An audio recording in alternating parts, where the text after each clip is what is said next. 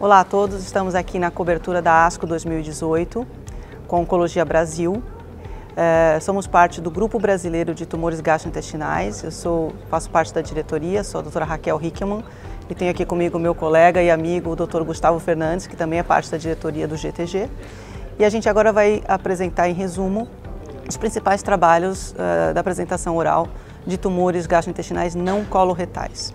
Então, Gustavo, conta pra gente aí o que você viu de interessante em câncer de pâncreas.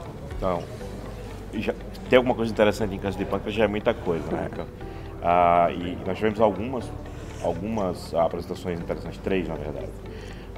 Uma delas, primeira no cenário de doença metastática, um estudo francês que resolveu, na minha opinião, uma das perguntas importantes que nós temos, é o quanto de FOLFIRINOX nós precisamos dar, e se a gente consegue retirar o hidrotecânio e óxido de platina um pouco mais cedo e manter o 5-fluoracil. E o estudo comparou o FOLFIRINOX por 4 meses seguidos de fluoracil manutenção versus o FOLFIRINOX até progressão versus o gestabina seguido de FOLFIRI modificado. E o estudo mostra que começar com gestabina é inferior, mas as duas versões do FOLFIRINOX são equivalentes, de forma que você pode escolher e fazer como uma indução de FOLFIRINOX para o seu paciente. Isso foi bastante importante. O segundo estudo... Deixa eu te fazer uma pergunta. Faz.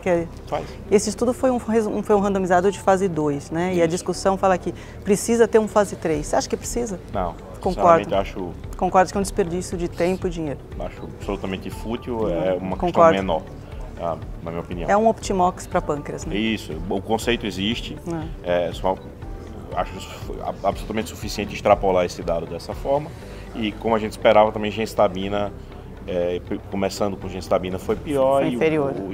Então acho que absolutamente desnecessário um fase 3, perder tempo.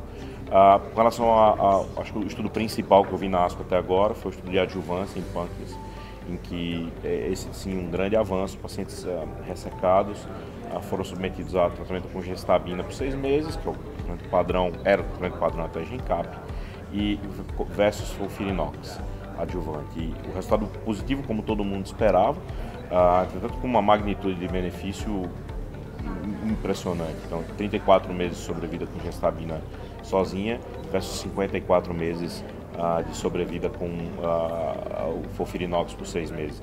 É um número brutal, e isso coloca, de fato, o câncer de pâncreas como tendo verdadeiramente um tratamento adjuvante hoje.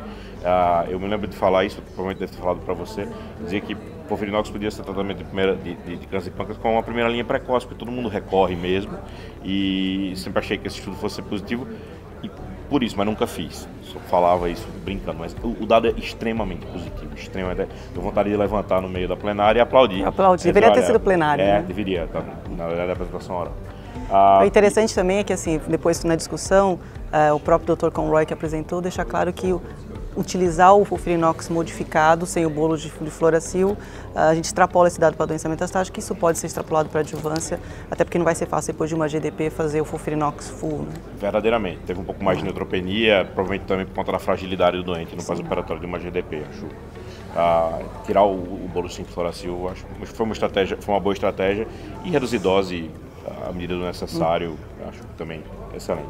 E o terceiro estudo também em pâncreas, mais uma vez interessante, um estudo que, comparando pacientes com uma definição de borderline resectable para pâncreas, em que esses pacientes foram randomizados para uma tentativa cirúrgica versus a quimioradioterapia, a quimioterapia com gestabina 1000 mg por metro quadrado D1, D8 e D15, o que pareceu muito, digamos assim, importante como quimiosensibilizante, como radiosensibilizante, e esse estudo mostrou o dobro de ressecções completas para o braço quimioradioterapia, e tendências nos outros endpoints a vir tudo positivo. Então, aparentemente, vale a pena quimiorradiar esse grupo de pacientes com esse esquema. Acho que esse esquema passa a ser um eventual, na minha opinião, padrão para indução. É um dado randomizado que se tem, são muito poucos os dados. De fazer alguma neoadjuvância. Isso, se acha que de fato é borderline. Além dos estudos de pâncreas muito importantes, tiveram outros estudos, a gente vai, na verdade, selecionar aqui o que a gente considerou mais relevante para a prática clínica. Então, a gente teve um estudo de neuroendócrino importante, é claro, eu não poderia deixar de falar de neuroendócrino. Teve um de HCC, de carcinoma hepatocelular, e um de câncer gástrico, que a gente vai trazer aqui. Então, o de neuroendócrino foi um randomizado de fase 2, para neuroendócrino de pâncreas bem diferenciado, então tumor de G1, G2, com doença em progressão, em que os pacientes recebiam ou temozolomida isolada ou a temozolomida combinada com a capecitabina, o famoso regime CAPTEM, para doença metastática, né? E o resultado mostrou que a combinação foi melhor, então teve mais taxa de resposta, a sobrevida livre de progressão foi da ordem de 22 meses e alguma coisa, versus 14 meses para a temozolomida, melhor que droga-alvo, que a gente tem até hoje com droga-alvo, ainda que esses pacientes tinham sido pré-tratados com droga-alvo. Então é um dado interessante que corrobora aí esse regime, que na percepção já parecia ser melhor realmente do que a temozolomida isolada. E é um regime muito fácil em termos de tolerabilidade, etc. Então, o paciente que realmente precisa de taxa de resposta, ou maior volume de doença, esse se torna um novo padrão.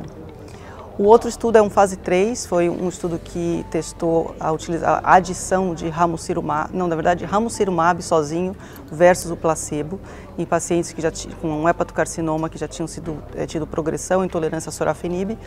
E esse estudo já foi desenhado e conduzido no passado, foi um estudo negativo, mas eles analisaram em subgrupo, no primeiro estudo, que aqueles que tinham alfa-fetoproteína elevada pareciam ter um benefício. Então se desenhou esse novo estudo, que é o REACH2, só para pacientes com a elevação de alfa-fetoproteína acima de 400 ou mais.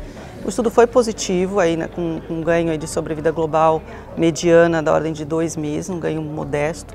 É mais aí um estudo positivo na segunda linha de HCC, e agora com tantas opções a gente realmente vai ter que discutir quem se beneficia do quê. Muda né? a tua prática? Não. Tá.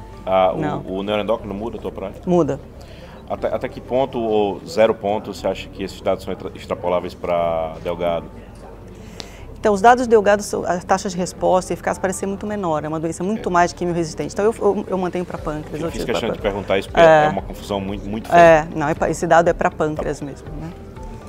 Então, você perguntou do HCC se muda a minha prática. Sim, não muda. Acho que tem outras opções, talvez, que sejam melhor. Limita muito essa... A opção em segunda linha hoje seria FDA approved, só para a gente... Seria nivolumab, seria rego. Vamos supor que cabozantinib seja aprovado em breve, o que você escolheria? Eu vou dizer assim, na minha experiência, eu tendo a usar mais regorafenib só porque eu tenho uma experiência grande com a droga, eu sei manejar. Cabozantinib eu já usei em estudo clínico, achei muito tóxico. Eu não tenho experiência com nivolumab, talvez eu acho que eu ia usar até para adquirir essa experiência. Mas em termos de eficácia é difícil dizer, né? E o terceiro estudo foi o Keynote 61, que é um estudo de segunda linha em câncer gástrico metastático, randomizou os pacientes para paclitaxel monoterapia, sem ramucirumab como tratamento padrão, e o pembrolizumab como tratamento experimental, selecionando só pacientes que tinham a expressão por imunistoquímica do PDL1 no tumor e no microambiente, então no tecido peritumoral, pelo menos 1%, né, das células. O estudo no global foi negativo, né? Então tem as análises de subgrupo que parece que quando essa relação de PDL1, tumor e microambiente é acima de 10, né, 10 ou mais células em porcentagem, teve um benefício, mas o grande maior benefício de subgrupo é do grupo MSI High, como a gente já sabe. Então acho que é um estudo globalmente negativo, eu acho que a grande mensagem é que imunoterapia é muito bom, mas não é para todo mundo. O estudo tem uma fraqueza, na minha opinião, central, que é ser comparado com um braço, na minha opinião, abaixo do padrão. Talvez quando começou a randomização não era, mas não adaptou, eu né? Não sei, essa é uma outra boa pergunta. Eu não sei quando o estudo foi iniciado, mas o pembrolizumab nos Estados Unidos é aprovado exatamente com 1%. E a impressão que daqui veio daí, que eles tentaram mover de terceira para segunda. Então, mas não realmente globalmente.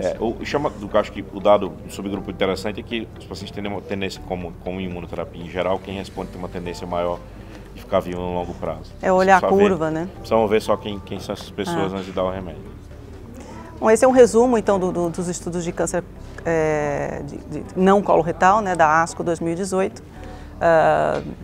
Em breve voltaremos com mais estudos. Obrigado pela paciência. Obrigado, Raquel. Um abraço.